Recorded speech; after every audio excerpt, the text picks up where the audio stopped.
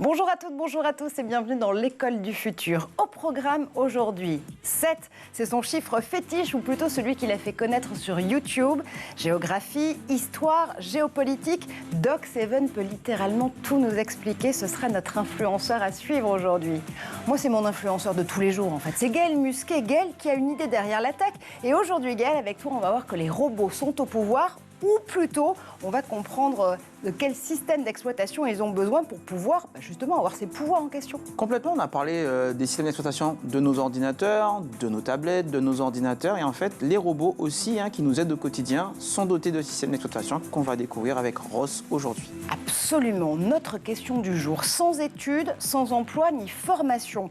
C'est ce que vivent près de 14 millions de jeunes en Europe et près de 1,5 million de jeunes en France, des décrocheurs de moins de 25 ans qui ont un acronyme, les NEET.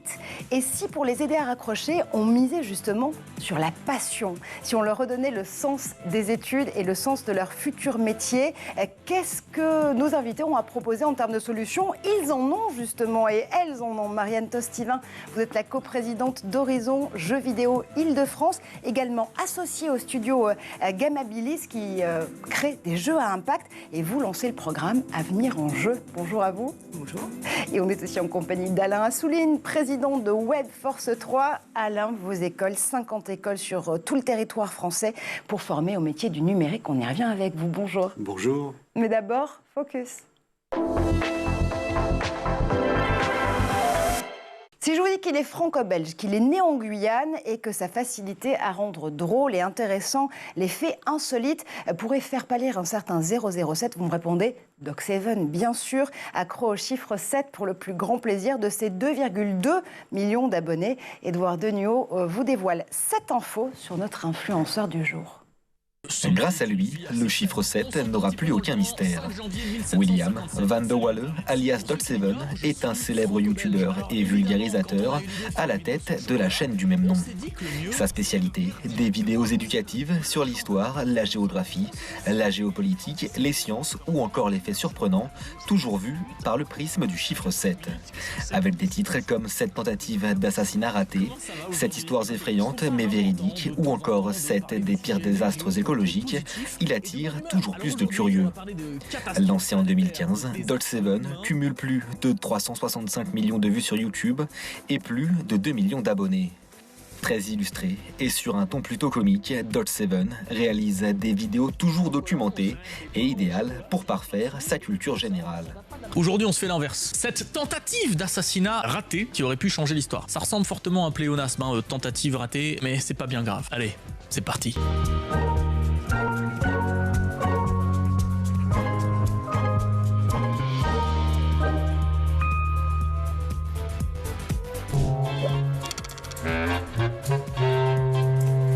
On commence avec la tentative d'assassinat sur la personne de Louis Croivet, c'est Louis XV. Mais avant de parler du roi, laissez-moi vous présenter son agresseur, François Damiens, Robert François Damiens. Je sais pas si c'est un ancêtre éloigné. Grâce au carton de sa chaîne YouTube, Doc7 a pu élargir ses activités et il a notamment publié 3 livres. Il a également lancé son propre jeu de société. Il a même ouvert une deuxième chaîne plus personnelle appelée Le Labo sur laquelle il cumule près de 20 millions de vues.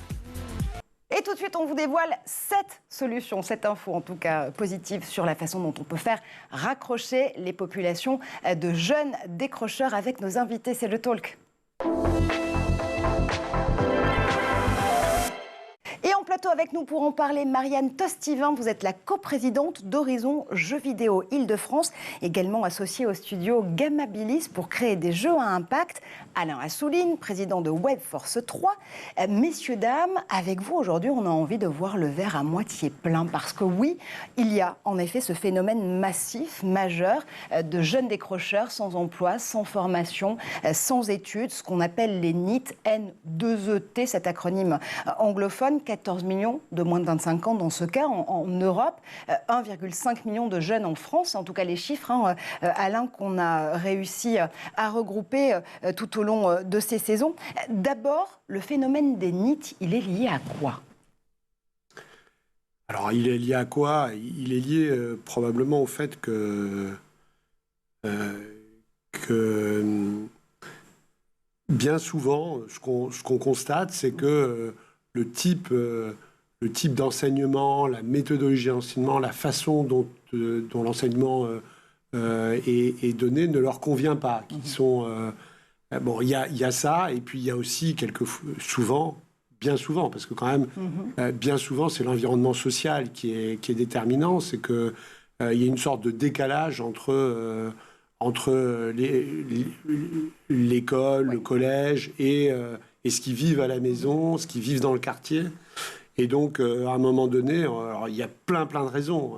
On ne peut pas dire qu'il y a une seule raison, mais parce qu'on peut retrouver des NEET, y compris dans des couches sociales, couches moyennes, et pas forcément uniquement dans les couches sociales très défavorisées. Mais il y a un moment où ils décrochent, et ils décrochent de plein de choses. Des études, de la socialisation, du lien familial aussi parfois. On voit que c'est vraiment multifactoriel pour les causes justement du décrochage. Marianne, vous avez identifié en Île-de-France notamment 10 000 jeunes décrocheurs et décrocheuses qui sont dans cette situation où ils sont littéralement sous le radar. Plus d'emploi, plus de formation, plus de reprise d'études ou en tout cas de contact avec des professeurs. 10 000 jeunes en Île-de-France qui sont dans ce cas et un secteur, le jeu vidéo, qui se porte très bien justement dans cette région, qui à elle seule concentre 55% des offres d'emploi du secteur, si je ne m'abuse. Et vous vous êtes dit, avec un ensemble d'acteurs, l'écosystème du jeu vidéo et de la formation en Île-de-France, tiens, justement, on a besoin, nous, de ces jeunes-là. En effet, c'est venu effectivement d'un constat qu'il y avait d'un côté des jeunes qui étaient en recherche d'avenir, de formation, de rêve, de passion, vous en parliez tout à l'heure, et de l'autre côté des entreprises du jeu qui avaient besoin de recruter sur certains postes. Alors il existe beaucoup de formations, beaucoup d'écoles en France et en Île-de-France en particulier. Au métier du jeu vidéo. Qui forment les jeunes au métier du jeu vidéo. Souvent, ce sont des écoles qui sont payantes et qui sont assez chères. Il n'existe qu'une seule école qui est vraiment gratuite en France, mais c'est l'Engmin. Mais il faut déjà avoir un bac plus 3. C'est sur concours, donc on est sur un parcours très très sélectif. Ouais. Du coup, en fait, on a eu ce constat que sur certains postes, on avait du mal à recruter, qu'il y avait un certain nombre de jeunes qui n'auraient jamais accès à ces formations, et qu'en plus, en tant que studio de jeu, je pense comme dans plein de secteurs, mais une des volontés, c'est de favoriser la diversité, la mixité sociale, de genre. Mais voilà, on a besoin, en fait, si on veut faire des jeux qui ressemblent à notre public et puis qui continue à plaire, si on veut continuer à être créatif, il faut aussi qu'on aille chercher des profils différents. Je pense que tous les gens qui ont une entreprise, qui créent un truc, on sait qu'on n'a pas besoin d'avoir des collaborateurs qui se ressemblent tous. Oui. Donc c'est aussi pour ça que c'était intéressant. Voilà. Et du coup, au début, c'est Capital Game, qui est un cluster de jeux vidéo d'Île-de-France, qui a lancé cette initiative. Horizon Jeux Vidéo, il en existe ailleurs en France. Nous, on a décidé de créer donc Horizon Jeux Vidéo Île-de-France et surtout de créer la première formation gratuite et rémunérée qui s'adresse à ces jeunes. Et cette formation, elle s'appelle Avenir en jeu, un très joli jeu de mots pour justement porter les passions, essayer de retrouver une façon, un point d'entrée, un angle pour pouvoir aller chercher ces jeunes décrocheurs et décrocheuses. L'idée, et on y reviendra avec Alain aussi, puisque dans les 50 écoles que Webforce 3 porte sur le territoire français, il y a aussi cette idée d'aller chercher une passion qui est celle des métiers du numérique. Avenir en jeu, on se dit, on a 7 mois pour former des testeurs et des testeuses de jeux vidéo. Qu'est-ce qu'on va faire exactement en 7 mois ? Alors, il y a 3 parties dans cette formation. On a d'abord une partie un peu découverte qui va durer 2 mois, où là, vraiment, on va les sensibiliser, les initier. Quels sont les métiers du jeu vidéo. Ils vont faire participer à une game jam. Ensuite, on a 2 mois qui vont être beaucoup plus spécifiques sur le test, l'assurance qualité, où là, ils vont aussi tester des jeux qui existent. Ils vont suivre tout un programme. Il va y avoir un renforcement aussi de tout ce qui va être du socle de connaissances générales. C'est souvent des jeunes qui ont besoin de suivre des cours d'anglais ou de français. Pour devenir testeur ou testeuse de jeux vidéo, il faut aussi être capable vraiment de bien s'exprimer à l'écrit. Et souvent de le faire en anglais. Donc voilà, il faut renforcer aussi ces compétences-là. Et la formation se termine par 3 mois de stage en entreprise. Voilà. C'est une formation qui a été montée. Enfin, ce que je trouve intéressant, c'est aussi que elle est.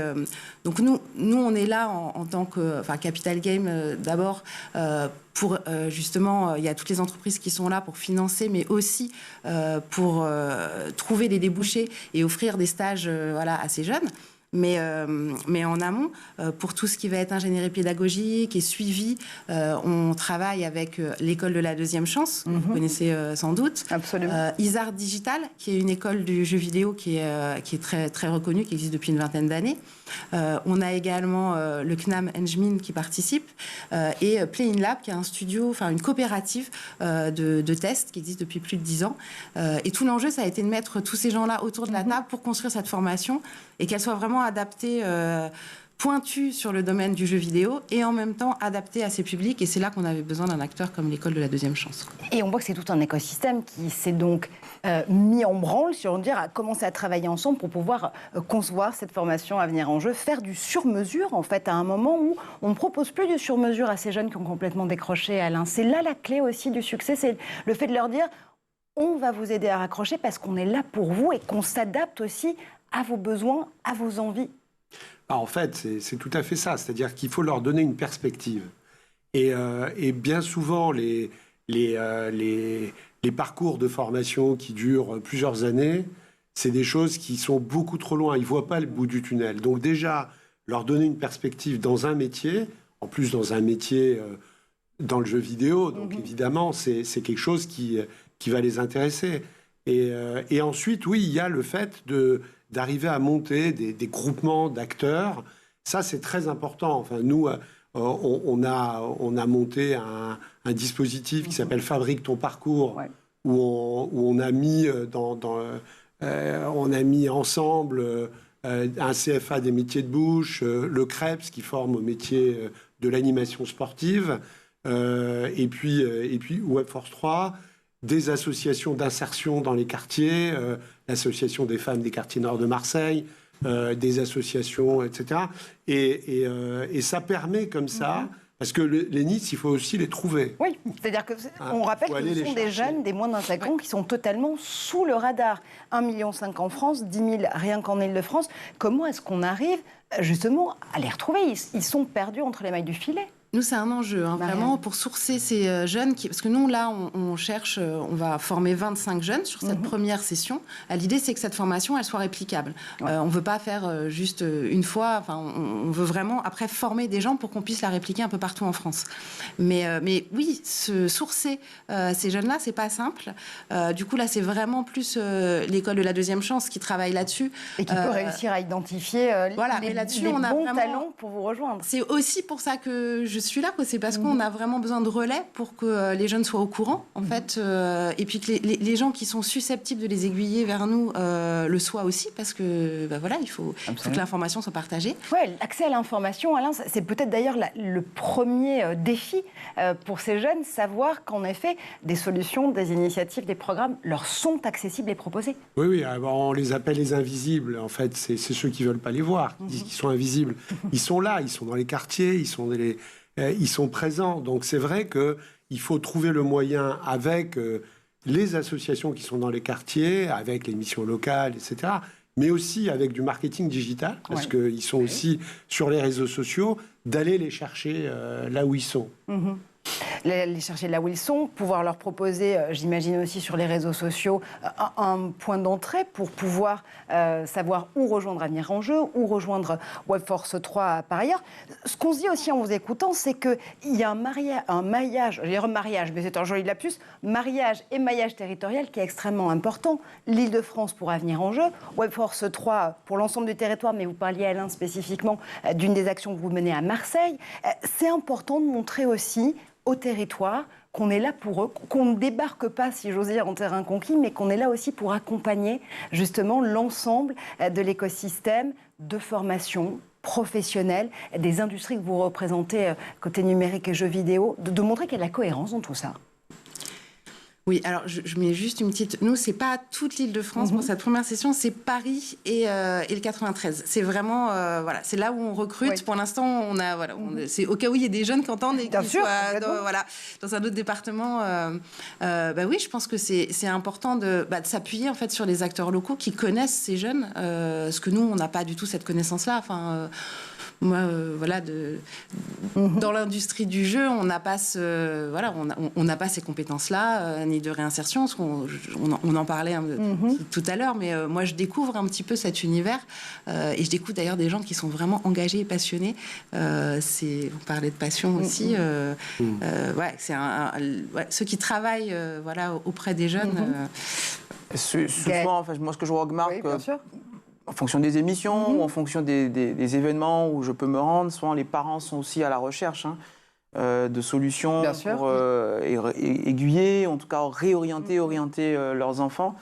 Et c'est vrai que c'est intéressant en fait de jouer en fait sur ce ressort du rêve pour qu'en fait on puisse effectivement donner une perspective et donner en fait redonner le goût de l'effort à ces jeunes, parce que c'est aussi ce qu'ils perdent, c'est qu'ils n'ont pas envie forcément de travailler dans le temps pour justement bâtir un socle qui soit suffisant pour pouvoir rentrer pleinement dans l'univers professionnel. Et c'est vrai que là, à chaque échelon de collectivité, une région, un département, une agglomération, une communauté de communes, une ville, n'a pas forcément les mêmes, évidemment, mêmes responsabilités, en termes, évidemment, scolaires et pédagogiques, et ne couvre pas aussi non plus la même surface. Et c'est vrai que s'inspirer déjà d'un embryon de collectivités qui font déjà ça, c'est déjà un premier pas pour médiatiser, pour encourager. Moi, j'ai encore le souvenir, là, il y a 2 semaines, d'une jeune mère de famille qui me dit, voilà, Webforce 3, qu'est-ce que t'en penses? Ça tombe bien, dis donc, c'était pas... Alors, sachez que ce n'était absolument pas calculé aujourd'hui. Mais voilà, voilà, moi, j'ai cet exemple-là vraiment encore très frais dans ma mémoire, parce que j'ai vraiment ces parents qui, sur les réseaux sociaux, vont être aussi, en plus de leurs enfants, parfois les premiers à essayer de trouver une solution et trouver l'information. Absolument. Justement, Alain, du coup, quand des parents ou des mères de famille s'adressent à Gaël Musquet, elles peuvent toujours s'adresser à Gaël Musquet pour demander des solutions, mais les points d'entrée pour vous primordiaux, ce sont lesquels pour justement aller toucher ces populations, parents, enfants? Alors, ils sont multiples, c'est ce que je disais, c'est-à-dire que il y a le quartier où on travaille avec des associations. On a un partenariat avec le Conseil national des régies de quartier. C'est 130 régies dans les quartiers partout en France.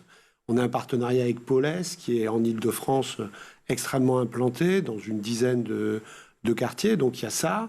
Il y a le marketing digital, donc les réseaux sociaux, parce que en réalité, je peux dire quand même, il faut le dire, que 80-90% des jeunes, on les touche par les réseaux sociaux, c'est quand même énorme. Après, il y a les missions locales, enfin, il y a tous les acteurs de l'emploi et de la formation. Mais surtout, en fait, c'est ce que disait Gaël est très important dans le processus. C'est-à-dire que ces jeunes-là, si on leur dit Bac+5, ils vont se dire c'est pas pour moi. D'abord, c'est pas pour eux, non seulement parce que c'est trop loin, mais aussi parce que peut-être leurs parents n'ont pas les moyens de leur payer. Même si les études sont gratuites, même si c'est gratuit, il faut leur payer le gîte et le couvert pendant 5 ans. Et donc, il faut leur donner une perspective immédiate, très rapide de sortir de la situation dans laquelle ils sont. Oui, il y a vraiment une deadline, un rétro-planning à aussi redonner en disant l'avenir et l'horizon, il n'est pas 5 ans, 6 ans, il est à 7 mois, typiquement. Il est à 6 mois, il est tangible. Exactement. Et c'est pour ça, d'ailleurs, que les premières formations qu'a fait Webforce 3, c'était 3 mois. Et d'ailleurs, et tout le monde disait, mais comment vous allez former les développeurs en 3 mois? Mais en réalité, en 3 mois, on donnait l'équivalent en nombre d'heures d'une année d'études. Et puis, on avait notre pédagogie blended avec à la fois du présentiel, avec un formateur en pédagogie active, plus une plateforme en ligne qui permettait d'éviter que quelqu'un décroche en vérifiant chaque jour les compétences acquises. Mais ce qui a été frappant, c'est que justement, ça paraît contre-intuitif, mais de dire que quelqu'un qui a décroché de ses études, il va bosser comme un dingue pendant 3 mois, c'est ce qu'on leur dit dans les réunions d'info. On leur dit, sachez que pendant 3 mois, oubliez les fiestas le soir, oubliez tout. C'est 3 mois où vous allez être à fond. C'est un bootcamp, quoi. Voilà, on y va en vraiment, mode bootcamp. c'est du bootcamp, voilà. Et y compris le week-end, etc. Et ça leur plaît. Ça paraît contre-intuitif, mais quand vous leur dites il va falloir vous engager, vous allez travailler comme des dingues, là, ils s'y mettent et c'est ce qui permet de donner des résultats. Ensuite, quelquefois, les 3 mois, pour des personnes qui sont en reconversion, etc., ça suffit. Pour des beaucoup plus jeunes, quelquefois, les 3 mois, c'est ce qui leur permet de rentrer à nouveau dans une formation en apprentissage où là, en 3 mois, nous, on les amène à des niveaux Bac+2 et ensuite, ils peuvent continuer en apprentissage jusqu'à un niveau Bac+3, puis continuer après. Mais là, en apprentissage, ils ont un salaire, ils sont en alternance dans l'entreprise. C'est l'objectif de ce genre de formation. C'est soit qu'effectivement, derrière, ils accèdent à l'emploi, soit qu'ils accèdent à une autre formation, mais en tout cas, qu'ils remettent un pied dans une activité. Voilà. Et je pense qu'effectivement, des formations concrètes, c'est plus efficace pour pas mal de jeunes plutôt qu'un enseignement très théorique étalé sur très longtemps. Allez, on continue à tordre le cou aux idées reçues, à donner de la passion, de l'envie et du tangible aux jeunes en situation de décrochage qui voudraient justement raccrocher. On continue notre talk dans un instant, mais d'abord on fait un tour du côté de la planète tech.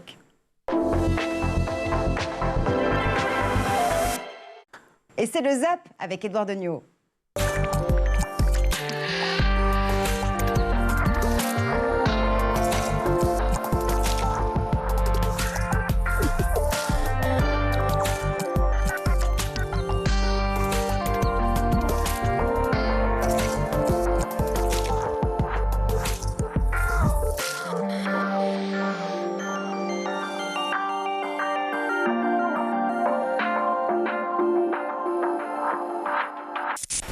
Обратите внимание, вот 4 ложки, 4 одноковенных батареи. Вот создаем магнитное поле. Это закон физики. При правильном расстоянии, посмотрите, вот поставили 3 батарейки. Вот берем обыкновенную копеечку, вот поставили. Вот смотрите, вот батарейка. Только я ставлю батарейку, вот все, магнитное поле заработало. Смотрите, копеечка сама по себе ходит. Вот убираю батареечку. Раз, упала. Вот еще раз показываю. Вот ставишь батарейку, магнитное поле сработало. Посмотрите, копеечка сама крутится. Вот убрали. Раз, упала. Это закон физики. Could we take a selfie together? Yes, we may. All right, awesome. Can I ask you what your name is? My name is Ashley.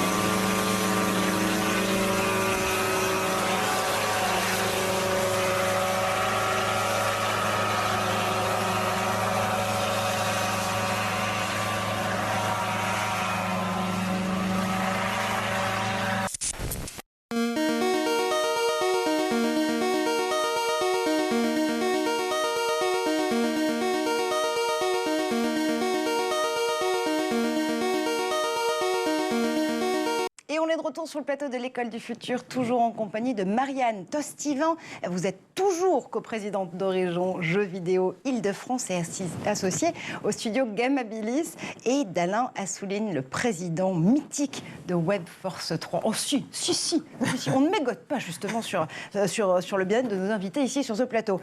Et évidemment l'incontournable Gaël Musquet qui a une idée derrière la tech, et ça on le voit tout de suite.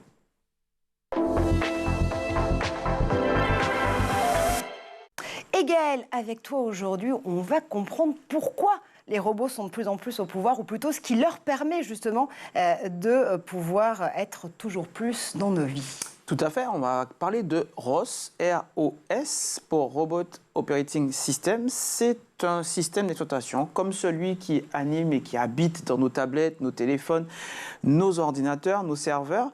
Et en fait, ce système d'exploitation permet aujourd'hui de motoriser énormément de robots qui nous entourent et qui permettent à la fois de nous soulager dans nos tâches quotidiennes, mais aussi d'assurer notre sécurité. Donc de la cuisine, des robots qu'on peut avoir au ménage, robots aspirateurs, à l'industrie lourde, même le spatial, les plateformes logistiques et de transport aujourd'hui, ces robots sont absolument partout, mais pour les concevoir, pour les produire, pour les utiliser, on a besoin de logiciels qui sont évidemment éminemment complexes. Et depuis 2007, des développeurs ont décidé de rendre open source, de libérer en fait les codes sources et le système d'exploitation, en commençant par la société Willow Garage, qui a décidé en fait de rendre le système d'exploitation de son robot personnel, Personal Robot 2, son robot phare de l'époque, en 2007, sous la forme donc de cet acronyme ROS, qui marque vraiment le départ en fait de ce système d'exploitation. Vive les systèmes d'exploitation libres. Quel est le rôle justement de nos systèmes d'exploitation pour les robots spécifiquement? Qu'est-ce que ça va leur permettre de faire? Alors, comme pour nos téléphones et nos ordinateurs, en fait, le système d'exploitation, il va vraiment être le liant vraiment entre la partie matérielle, donc les caméras, les capteurs, les vérins, les moteurs, etc., et les interfaces utilisateurs, les manettes et les joysticks, tout ce qui va permettre en fait d'interagir avec le robot. Il va falloir aussi gérer l'énergie, parce que ces robots ont besoin d'énergie pour pouvoir se mouvoir. Alors ça peut être de l'énergie pneumatique, de l'énergie électrique, de l'énergie hydraulique, peu importe, mais il faut qu'en fait, ce système d'exploitation permette de coordonner l'ensemble de ces sous-systèmes, donc les actionneurs, les moteurs, les capteurs qui permettent au robot de voir, d'être conscient en fait de l'environnement dans lequel il évolue, et bien évidemment de gérer son énergie, et surtout quand il est alimenté par des batteries. Et donc, pour pouvoir coordonner tous ces composants efficacement, on a besoin et de ce système d'exploitation, en plus qui va gérer les interfaces entre l'homme et la machine. Qui peut l'utiliser aujourd'hui? On imagine que les grandes entreprises de robotique vont pouvoir le faire, mais est-ce qu'on peut le faire nous aussi si on cherche à programmer des robots? Parce qu'il y a de plus en plus de robots éducatifs qu'on peut s'amuser justement à programmer. Tout à fait, c'est un peu le succès de ROS, c'est que énormément de personnes utilisent ce système d'exploitation. Alors ça va effectivement depuis les petites classes sur des robots, des petits prototypes et des petites machines extrêmement modestes, à des centres de recherche, à des agences gouvernementales aussi qui vont utiliser ces systèmes d'exploitation. On a des centaines d'entreprises du Fortune 500, les plus grosses entreprises à tech aux États-Unis, même grosses entreprises tout court,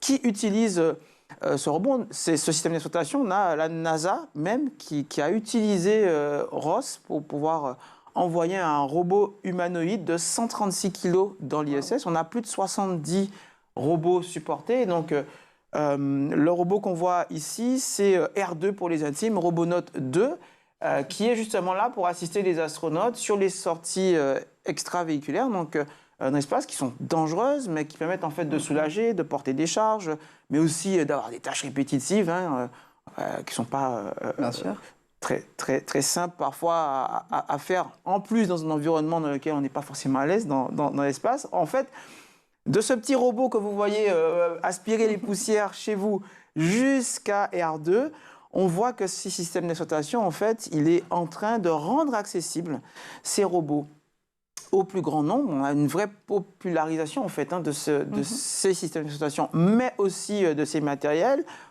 une accessibilité financière déjà d'une part, mais aussi en termes de manipulation, en termes de programmation, et évidemment sur les sujets qu'on évoquait récemment, sur les décrocheurs, on a vraiment là la capacité, et on le voit sur les interfaces de simulation de ROS, on a vraiment les mêmes interfaces que dans un jeu vidéo, ce qui permet en fait à des publics, quels qu'ils soient, même les tout petits piou-piou qu'on peut recevoir régulièrement, de se familiariser à ces systèmes, à ces bases de la robotique, de les rendre accessibles, et évidemment d'accompagner ces jeunes moins jeunes et pas jeunes, sur évidemment une production de ces robots de manière éthique. Absolument, des robots qui nous en apprennent toujours beaucoup plus. Dis donc, Robonaut 2, je ne sais pas s'il est en concurrence avec Thomas Pesquet, mais... il est redescendu là, en 2018, avec une capsule cargo de SpaceX. Il est redescendu en 2018 après une panne. Donc il peut aussi tomber en panne. Il peut aussi tomber en panne, d'où... Et son système d'exploitation, on ne l'a pas du tout aidé on verra. Okay. L'idée, c'était déjà de le produire. Tuer la chronique de Gaël pas du tout. En 2030. Non, mais c'est montrer à quel point la DARPA, qui est en plus connue pour ses actions créer Internet, voir à peu près comment ce système durci a pu être transporté jusque là-haut et aider quelques astronautes. La DARPA, on le rappelle, qui est notamment l'agence pour l'innovation de l'armée américaine et qui investit dans un très grand nombre, notamment de technologies qui aident à les développer.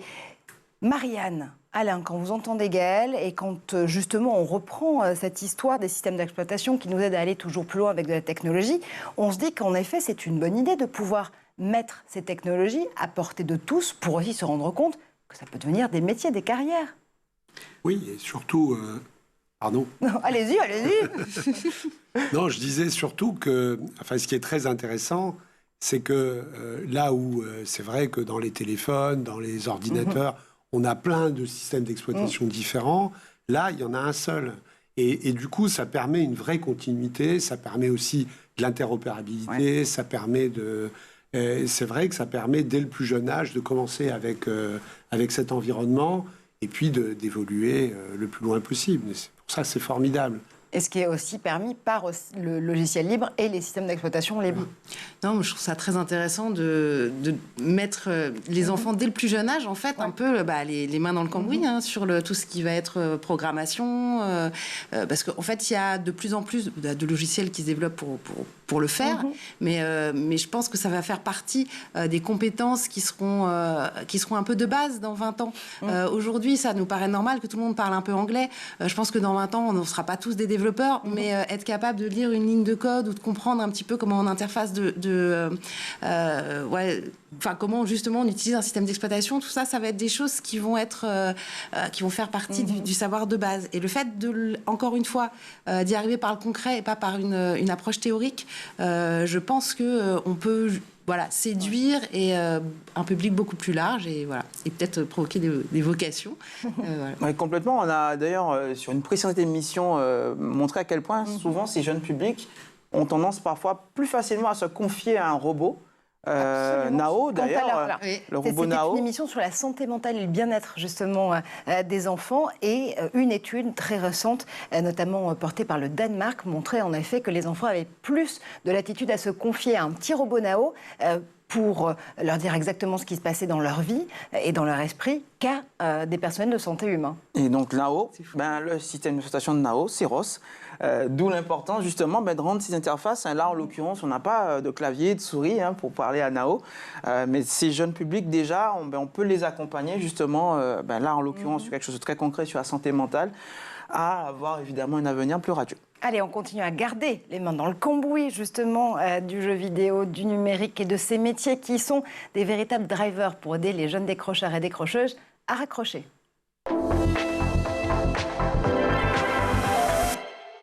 Et on reprend justement cette discussion. On la continue avec Alain Assouline pour Webforce 3, avec Marianne Tostevin pour Avenir en jeu et Horizon Jeux vidéo Île-de-France. Gaël Musquet est toujours à nos côtés, bien évidemment. On a terminé la première partie de notre discussion en nous disant qu'on pouvait justement tordre le cou aux idées reçues, aux clichés et se dire que, en effet, ces métiers du numérique, ces métiers du jeu vidéo ont besoin de talent et que les décrocheurs et les décrocheuses peuvent être ces talents pour pouvoir venir apporter justement de l'eau au moulin de l'écosystème numérique. Notamment parce qu'ils voient peut-être aussi cette industrie différemment, Marianne. Qu'est-ce qu'ils peuvent apporter comme regard nouveau ? Je pense que l'industrie du jeu vidéo, c'est une industrie culturelle. Donc, en fait, on apporte tous un petit peu ce qu'on est, les références qu'on peut avoir. Et le fait d'avoir un public un peu différent, c'est aussi apporter d'autres références. Ils viennent peut-être d'ailleurs, ils ont peut-être lu des livres que les autres n'ont pas lus, vu des séries, regardé sur YouTube. Ils ont une culture qui n'est pas celle, la mienne, ni celle de ceux qui ont mon âge, qui sont de ma génération, qui viennent... Et en fait, on a besoin de ça. On a besoin de se nourrir pour créer les histoires, les interactions de demain. Donc, c'est pour ça que moi, je pense qu'en fait, avoir des gens différents, comme je le disais tout à l'heure, c'est une force. Et c'est super important, en fait, pour une industrie créative. Sinon, dans 20 ans, il faudra remonter d'autres boîtes parce que celles qui sont à l'heure actuelle, qui font des jeux à succès, ça ne marchera plus. Enfin, voilà, il faut se renouveler. Donc, c'est une des premières choses. Et puis, je pense que c'est des jeunes qui, pour la plupart, ont déjà une culture du jeu vidéo qui est importante. Et qui est, à l'heure actuelle, le jeu vidéo, on a tendance à... Enfin, on connaît souvent quelques gros titres, mais en fait, c'est très, très large. Il y a des jeux, on part du casual game aux jeux pour hardcore gamers soit sur PC, soit sur console. Enfin, il y a une diversité dans la production qui est énorme. Et ils ont, chacun peuvent nous apporter aussi un regard critique, parce que souvent, c'est des jeunes qui ils ont un avis quand même assez affirmé sur ce qu'ils aiment, ce qu'ils n'aiment pas, pourquoi. Et c'est assez amusant de voir comme ça des jeunes qui vont pas être très à l'aise à discuter d'un certain nombre de sujets et qui vont avoir une analyse assez fine et poussée sur des jeux. Et du coup, c'est ça qu'on veut utiliser. Donc d'abord, on les a rentrés par le test, la porte du test, parce que c'est aussi une des portes qui demande... pour commencer, le moins de qualification. Donc, on arrive à faire une formation relativement rapide. Mais c'est aussi une façon pour eux de mettre un pied dans l'industrie. Et puis de découvrir que c'est une industrie passion, mais que c'est pas non plus... C'est un métier, donc c'est pas non plus rose tous les jours. Enfin, il y a vraiment cette réalité aussi du métier à leur rapporter tout autant il y a des ce qu'ils peuvent nous apporter. Voilà. Quand on teste un jeu, c'est pas comme quand on joue. On doit refaire 10 fois la même chose. Au bout d'un moment, on en a marre. On teste pas forcément les jeux qu'on aime jouer chez soi. Enfin, il y a tout ce truc, toutes ces choses-là. Voilà. En fait, on a vraiment besoin d'eux parce que je dis souvent que la différence entre l'informatique des années 50, 60 et le numérique dont on parle aujourd'hui, c'est l'expérience utilisateur. C'est que l'utilisateur est au centre et ils ont cette... ils apportent ce rapport, cette évidence de l'expérience utilisateur, et ils apportent beaucoup grâce à ça. Et de se dire qu'il faut partir de cette expérience utilisateur pour développer les choses ensuite, et que c'est ça qui est fondamental, ça change tout. Et ça change, c'est ce qui a changé le rapport au numérique, le rapport à l'informatique, mais dans le jeu vidéo, évidemment, c'est central. Et un des trucs, je pense qu'il est important aussi, c'est de leur montrer que c'est possible.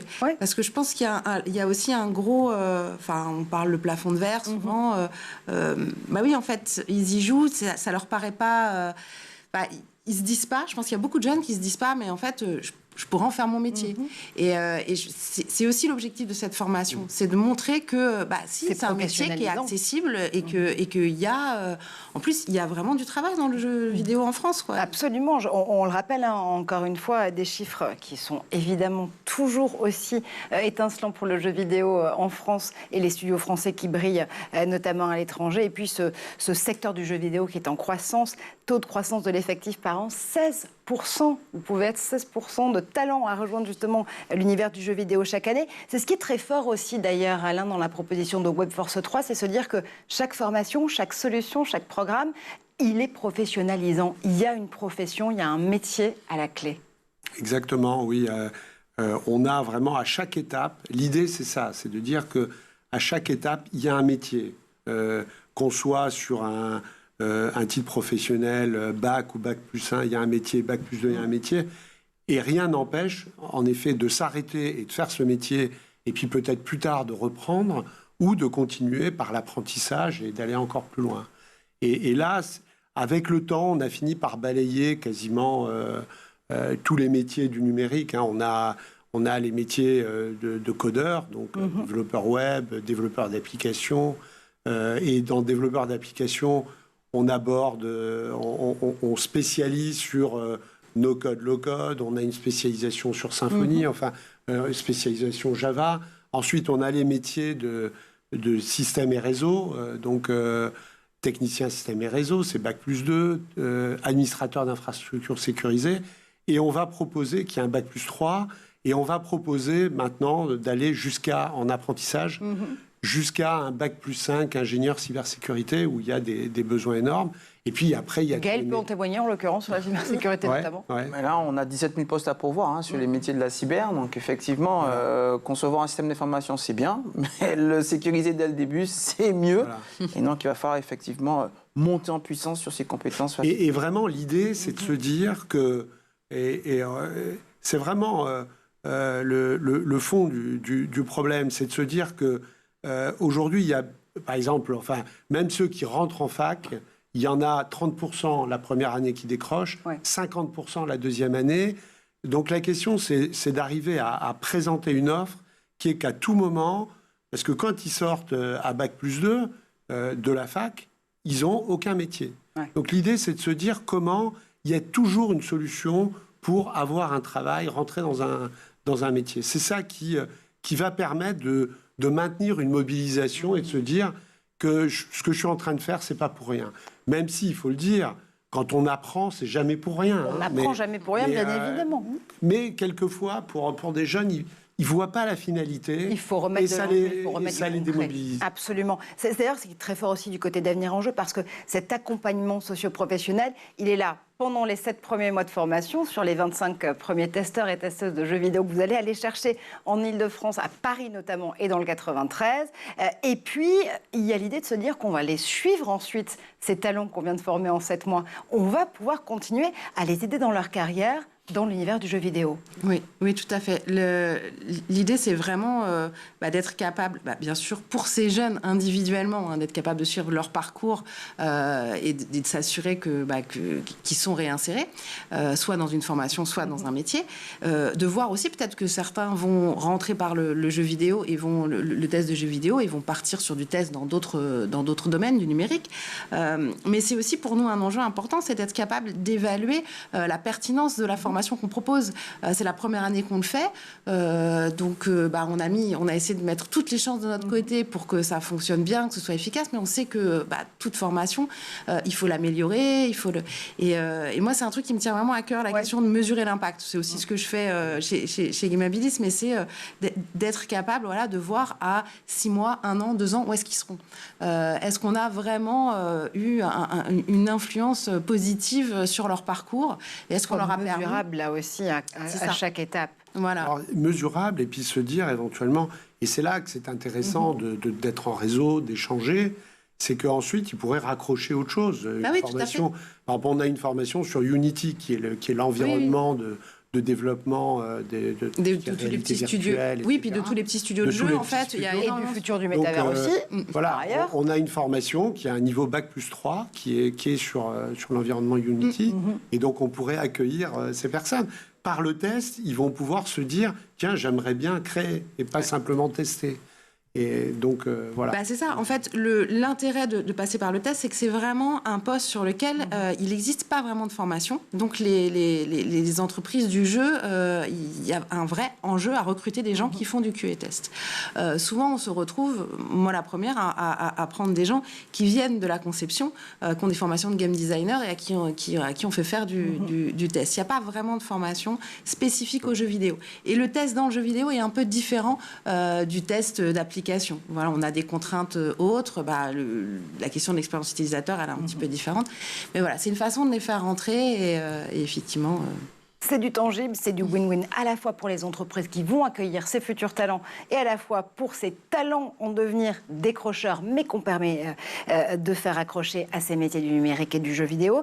Dernière question très rapidement. Si je suis moi aussi décrocheuse et je me dis, tiens, je peux tenter ma chance avec Avenir en Jeu ou aller dans une des écoles de Webforce 3, comment est-ce que je finance cette formation ? Alors, la formation, elle est gratuite et elle est rémunérée. Avenir en Jeu, c'était ça l'idée. C'était comme on s'adresse à un public qui est potentiellement en difficulté, l'idée c'est qu'ils puissent gagner de l'argent pendant qu'ils sont en formation. Du coup, il n'y a pas d'enjeu de trouver. Donc, je gagne de l'argent et des compétences chez Avenir en Jeu, chez Webforce 3, je gagne quoi ? Un métier, certes, mais... Alors, les financements, donc nous, on va les chercher auprès des financeurs, que sont les régions, à travers des appels d'offres. Il y a Pôle emploi aussi qui a lancé un gros appel d'offres qui s'appelle Formanum sur les métiers du numérique. Et donc, on a On déploie ça sur un certain nombre de territoires. Il y a les OPCO, donc ceux qui pour les entreprises financent les formations. Voilà, donc ça nous permet de financer le bootcamp, c'est-à-dire la formation courte intensive. Et puis ensuite, quand ils rentrent en apprentissage, là, l'intérêt, c'est qu'en effet, c'est rémunéré et qu'en plus, ils sont en alternance entreprise-école. Et ben voilà, du win-win, du concret, encore une fois, du tangible, des solutions pour celles et ceux qui ont décroché du système scolaire, de l'emploi, du système solaire aussi, je ne sais pas, Galim, ce qu'elle veut dire, de l'emploi en tout cas, et des formations, et qui veulent raccrocher par ces métiers qui sont de véritables métiers passion. Merci infiniment Marianne Tostevin d'être venue avec nous sur le plateau de l'École du Futur. Merci comme toujours à Alain Assouline d'être passé aussi sur ce plateau pour Web Force 3. Et merci à Gaëlle qu'on retrouve dès demain dans une prochaine émission. À demain.